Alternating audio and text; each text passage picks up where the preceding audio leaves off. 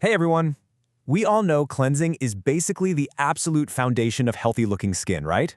Using the right cleanser is a huge part of any daily routine. But today, in this explainer, we're actually going to look at one from a totally different angle. We're doing a complete visual deconstruction of the CutePlus Brightening Face Cleanser. We're going to dive into what it is, but more importantly, we're looking closely at something we interact with every single day, often without a second thought. Its packaging design. We'll break down exactly what's on the box and the bottle, analyzing the layout, the colors, and the typography to see how this product introduces itself to you on the shelf.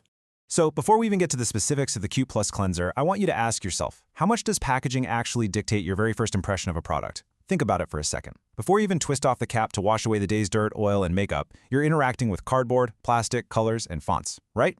Like, does a super clean design make you expect a clean, refreshing formula? Does a complex design make you think it's highly scientific? The visual presentation heavily impacts our expectations before we even open the box. As you'll see, we're going to explore exactly how those expectations are visually engineered.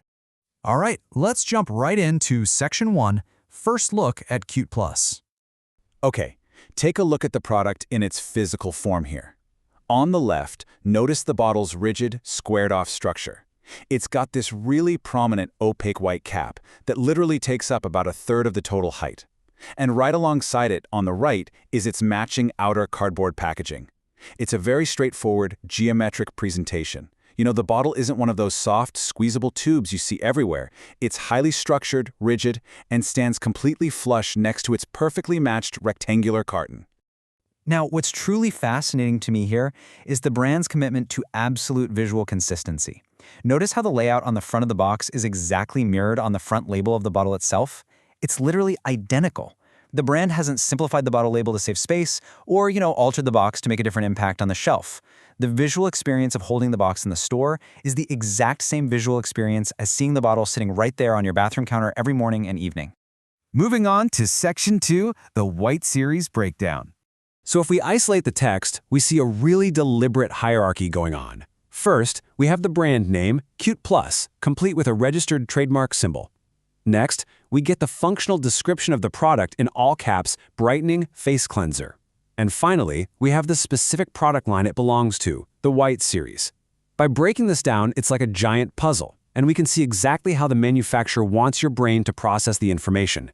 They establish who made it, what it actively does for your skin, and what family of products it belongs to, all in 3 distinct textual layers.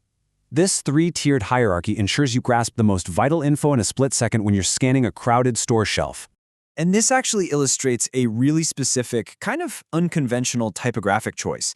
Notice how the brand name CutePlus isn't splashed horizontally across the top like you'd normally expect. Instead, they went with a vertical brand logo approach. The text runs from bottom to top, anchored along the left-hand margin of both the bottle's label and the box. Oh, and there's also this small, circular, flower-like geometric logo sitting right beneath the C in CutePlus. Turning the brand name on its side forces us to pause and adjust how we read the packaging. It acts as a sort of visual border for the rest of the information. Pretty clever, right? Let's dive into Section 3, Analyzing the Packaging Design. Okay, so an absolutely crucial point in any packaging is the color palette. Here, we've got a foundational background of stark white, but intersecting that white on the right side is this large vertical rectangular block of a tan or maybe light orange color. Within that tan block, the text we just talked about is housed in its own contrasting rectangles. Brightening Face Cleanser is set inside a maroon block, and right below it, White Series is placed inside a dark green block. This is classic color blocking, folks. It neatly compartmentalizes the info using the maroon and dark green as bold highlighters against the much softer tan and white background. Now, I want to direct your eye to what is probably the most prominent graphical element on the whole shebang.